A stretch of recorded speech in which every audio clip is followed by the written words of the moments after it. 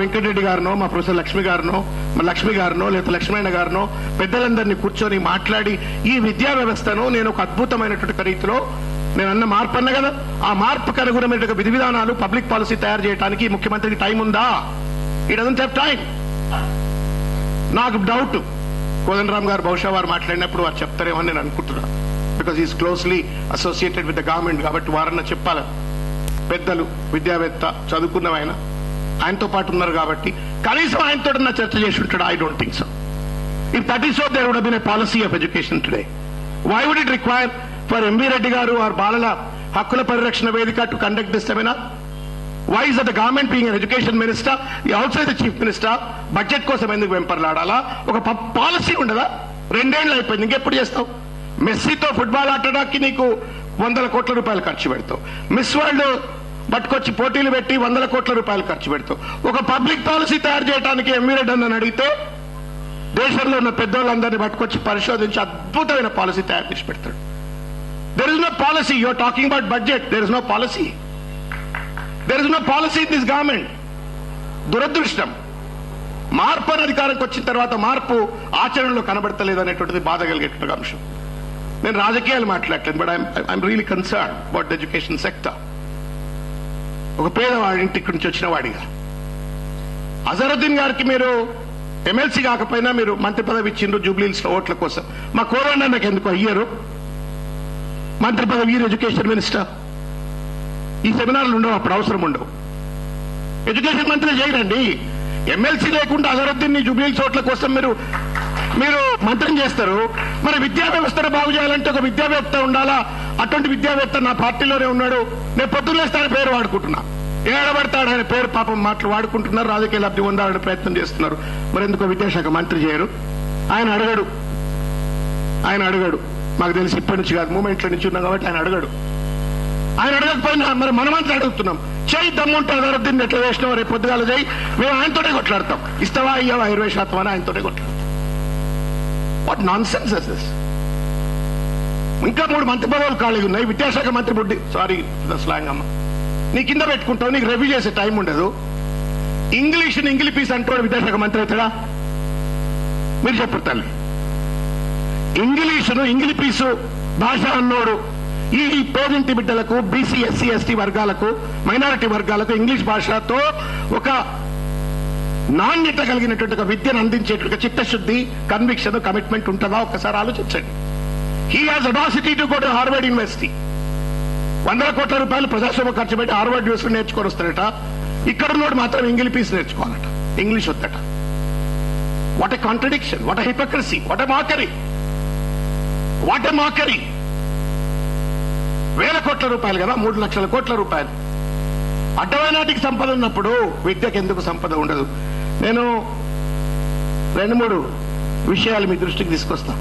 Actually మన council meeting అయినప్పుడు నేను అన్నను రిక్వెస్ట్ చేసిన, చాలాసేపు అన్నతో చర్చ చేసిన, 10 ప్రశ్నలు వేసిన. నేను ఇవన్నీ చర్చ చేయాలా, కొంత ప్రభుత్వాన్ని ఒత్తిడి పెట్టాలా అని చెప్పని రాసిన దాంట్లో ఇవన్నీ చాలా అంశాలు అందులో ఉండే. బట్ అన్ఫార్చునేట్లీ ఏంటంటే ఇక కౌన్సిల్ ఎట్లా ఉంటాయి, అసెంబ్లీలు ఎట్లుంటాయో మీకు తెలుసు. It did not come for the discussion. I was not given an opportunity to rise this issue. నేను వీళ్ళు విద్యా వ్యవస్థ ఇచ్చినటువంటి ప్రామిస్, భారతదేశంలోనే తెలంగాణ రాష్ట్రాన్ని ఒక నాణ్యమైన ఎడ్యుకేషన్ హబ్ గా 5 ఏళ్లలో తీర్చిదిద్దుతాం. 2.5 ఏళ్లు అయిపోతున్నాయి, ఇంతవరకు పాలసీ లేదు. మెస్సీ మ్యాచ్, మిస్ వరల్డ్ పోటీలు, but there is no time for the chief minister to review and bring out a policy. ప్రతి మండలానికి అధునాతనమైన సౌకర్యాలతో అంతర్జాతీయ ప్రమాణాలతో కూడుకున్న ఉన్నత పాఠశాలను ఏర్పాటు చేస్తాం. తర్వాత పాఠశాలలో పనిచేసే మధ్యాహ్న భోజన కార్మికులకు 10,000 రూపాయలు ఇస్తామన్నారు. అతి గతి లేదు వాటికి కూడా. అదే 600 రూపాయలు 500 రూపాయలు ఇస్తున్నారు. అది కూడా పూర్తి స్థాయిలో ఇస్తున్న పరిస్థితులు. విద్యారంగానికి 6% నుండి 15% పెంచుతామని అన్నారు. అన్ని ప్రభుత్వ విద్యా సంస్థలలో ఖాళీగా ఉన్న బోధనా సిబ్బంది పోస్టులను భర్తీ చేస్తామన్నారు. Nothing is happening with regard.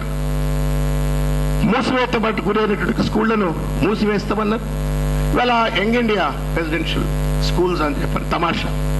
Chandrababu Naidu ISB పెట్టిండు, Revanth Babu young India schools పెట్టాలని చెప్పండి. What can be brandization of the public policy? గత ప్రభుత్వం గురుకుల స్కూళ్లు పెట్టి కొన్ని లక్షల మంది ఉన్నది, ఈ ప్రభుత్వమే అంటా ఉంది దాదాపు 600 స్కూళ్లకు స్వచ్ఛమైన సొంత భవనాలు లేవని చెప్పండి. దాని కేటాయించు.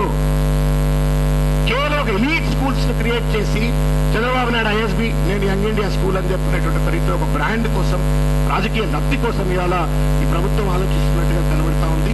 ఇది దుర్మార్గమైనటువంటి, నేను ఇంతకుముందు చెప్పిన దశల వారీగా ప్రభుత్వ పాఠశాలలో ఇంగ్లీష్ మీడియంలో బోధనా విధానాన్ని ప్రవేశపెడతాం. Is the chief minister who believes in English as English piece committed to do this? ఒక్కసారి లోతుగా దయచేసి ఆలోచించాలని చెప్పి కోరుతున్నాను.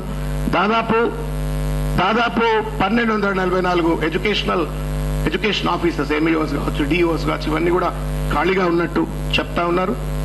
డైట్ ఛార్జీలు పెంచినామంటారు. ప్రైమరీ స్కూల్ వాళ్లకు 6 రూపాయల చొప్పున ముడతా ఉంది అలా పర్ డే. నోట్ల పట్టు కింది కూడా పనికిరాదు. అప్పర్ ప్రైమరీ స్కూల్స్కి అయితే 9 రూపీస్ చొప్పున ఏదో ముడుతున్నట్టు పరిస్థితి. సరిపోదు.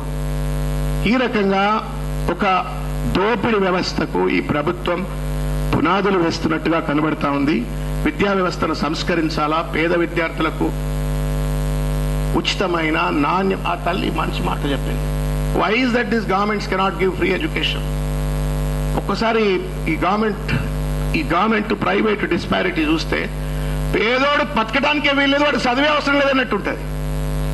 పేదోడికి అనారోగ్యం వచ్చినా, పేదోడికి విద్యా అవసరం వస్తే వాడు షీమా దోమ అట్లా అన్నట్టు తప్ప, వాడు కూడా ఒక మనిషి, వాడికి కూడా సమానమైన హక్కులు రావాలన్న ఒక భావన, ఆ సామాజిక న్యాయం అంటాం, సోషల్ జస్టిస్ అంటాం కదా. But that is not result into translate into an effective public policy and implementation. ఈ 2 సెక్టర్స్ ను ఈ దేశం ఎందుకో మొత్తానికి మాత్రం మొదలుపెట్టింది. ప్రైవేట్ వాడి చేతి కట్టబెట్టినాం.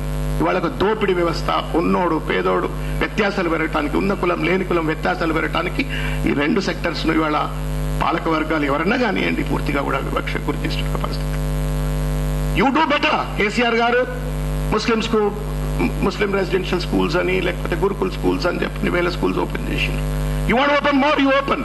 కానీ ఒక ఎలీట్ స్కూల్స్ పెట్టి వాటికి నిధులు ఇవ్వకుండా వాటిని బంద్ చేయాలనేటువంటి ఒక కుట్ర చేయటం, ఉన్న స్కూళ్లను మూసివేయాలని చెప్పని కుట్ర చేయటం, విద్యా వ్యవస్థను రివ్యూ చేయడానికి కూడా కనీస టైం లేకపోవటం అనేటువంటి దుర్మార్గం. ప్రైవేట్ ఫీల్డ్ గురించి even when I was in Congress also, దీనిలో చాలాసార్లు హైదరాబాద్ స్కూల్ పేరెంట్స్ అసోసియేషన్ అని చెప్పినట్టు HSPSN వాళ్ళతో రెగ్యులర్ గా ఇంటరాక్ట్ అవుతూ నేను I use to advocate and then articulate their issues. దీనికి డబ్బులు అవసరం లేదు కదా. పేరెంట్ కమిటీస్ స్కూల్స్లలో వేసి వాళ్లకు సాధికారత ఇచ్చి ఆ ఫీజు రెగ్యులేషన్, ఫీ టారిఫ్ ను సరిగ్గా ఫిక్స్ చేసే కెపాసిటీ వాళ్ళకి ఇవ్వకూడదా? నేను చదివి వినిపిస్తా ఒక చిన్న మాట, అంత మీద ఉన్నారు కాబట్టి చెప్తున్నా.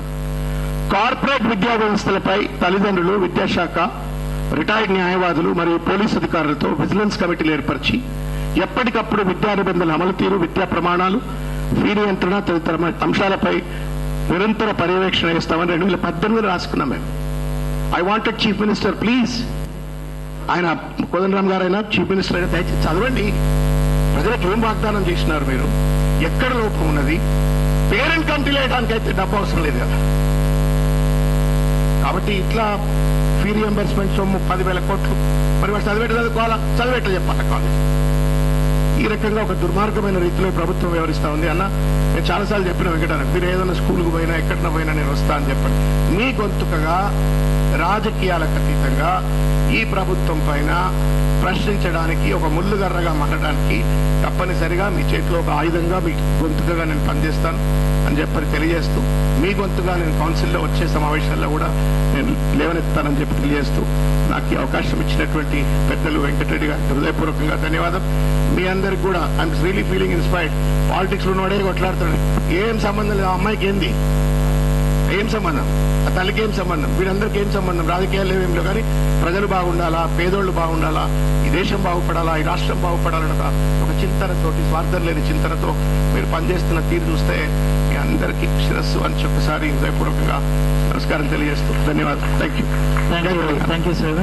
ఇప్పుడు కోదండ సార్ మాట్లాడాల్సింది.